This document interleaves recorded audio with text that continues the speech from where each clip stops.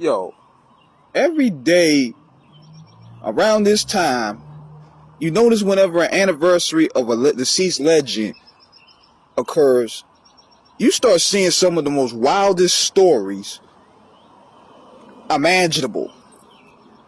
See, so I'm reading this here about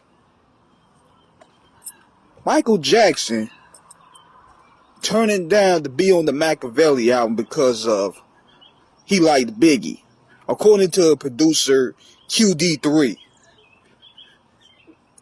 And I'm gonna tell you them, I'm gonna keep it 100 with y'all. And as these youngsters would say, this whole thing is cap.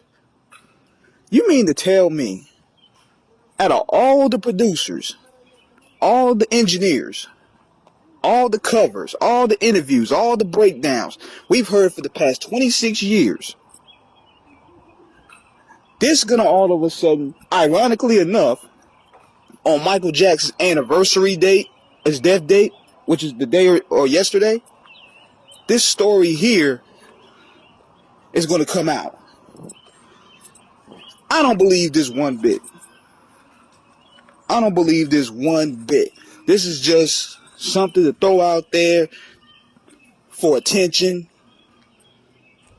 because Michael's anniversary is here and people just want their name out there. And QD3 is a co-producer. But he also got to look at it like this. This would have came out a long time ago.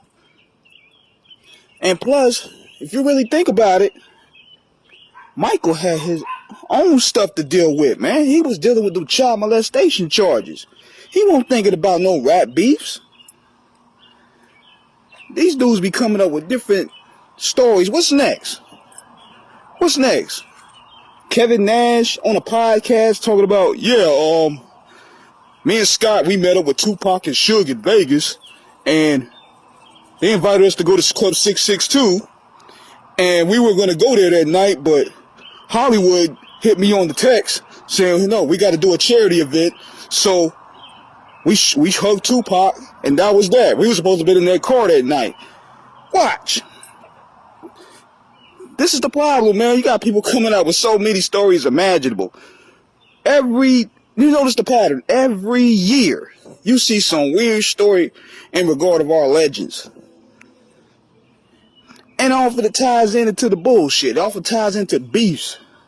Because Michael Jackson, for the most part, he had a lot going on himself. Health-wise, legally. He didn't probably pay no attention to no Tupac and Biggie issue. He probably would have worked with Pac if the price was right. But see, at the same time, with the Makaveli album, he wouldn't have fit.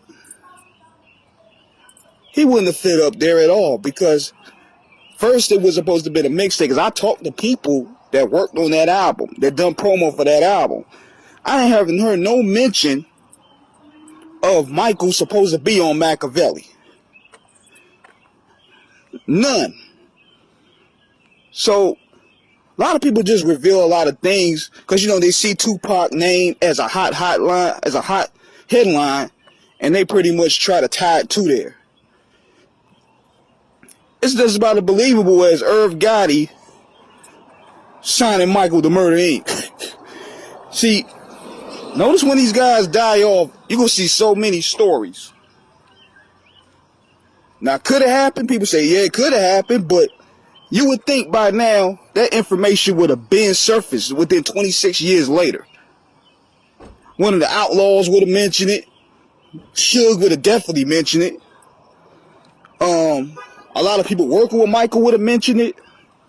A lot of the producers would have mentioned it. A lot of Tupac's closest associates would have mentioned it. Like, come on, man. You got to use your common sense. And there's no disrespect to QD3, but it don't seem believable to me, man. It really don't. So, let me know what you guys think in the comments, man. This is King Eric signing out. Peace.